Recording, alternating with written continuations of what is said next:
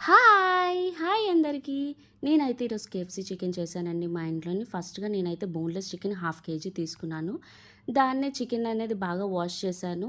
Wash చేసిన తర్వాత ఏదైతే మనం వాష్ చేసి పక్కన పెట్టుకున్నామో దాంట్లోనే ఒక 2 టేబుల్ స్పూన్ మిర్చి అనేది వేసుకున్నాను. వేసిన తర్వాత ఒక టేబుల్ స్పూన్ గరం మసాలా వేసుకున్నాను.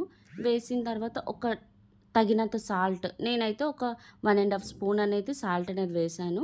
వేసి తర్వాత అల్లం వెల్లుల్లి పేస్ట్ కూడా ఒక టేబుల్ స్పూన్ వేశాను. వేసి చాలా మ్యారినేట్ చేశాను. అంటే మొత్తం అంతా మిక్స్ చేసి మ్యారినేట్ చేశాను. చేసే ముందు ఫోర్క్‌తో అనేది ప్రతి దగ్గర అలా గుచ్చుతూ ఉంటే కొంచెం మనం ఏదైతే మ్యారినేట్ చేస్తామో పీస్ లోపలికి అనేది వెళ్తుందని చెప్పి చేశాను. తర్వాత మనం బయట కేఎఫ్‌సీది బయట లేయర్ గురించని నేను రెడీ చేస్తున్నాను. ఫస్ట్ నేనైతే 2 కప్స్ శనగపిండి తీసుకున్నాను. 2 కప్స్‌కి శనగపిండి కాబట్టి 1 కప్ కార్న్ ఫ్లోర్ తీసుకోవాలి. తీసుకున్న తర్వాత బయట లేయర్ బాగుండాలి కాబట్టి మసాలా అనేది 2 టేబుల్ స్పూన్స్ వేసుకున్నాను. తర్వాత ఒక టేబుల్ స్పూన్ అనేది సాల్ట్ వేసుకున్నాను. ఇంకా 1 ½ వేసాను. తర్వాత మొత్తం అంతా కూడా కలిపాను. కలిపాక మొత్తం అంతా ఈవెన్‌గా టేస్ట్ అవ్వాలి కాబట్టి స్పూన్‌తో చేశాను. ఒక పక్క వాటర్ అనేది తీసుకున్నాను, ఐస్ వాటర్.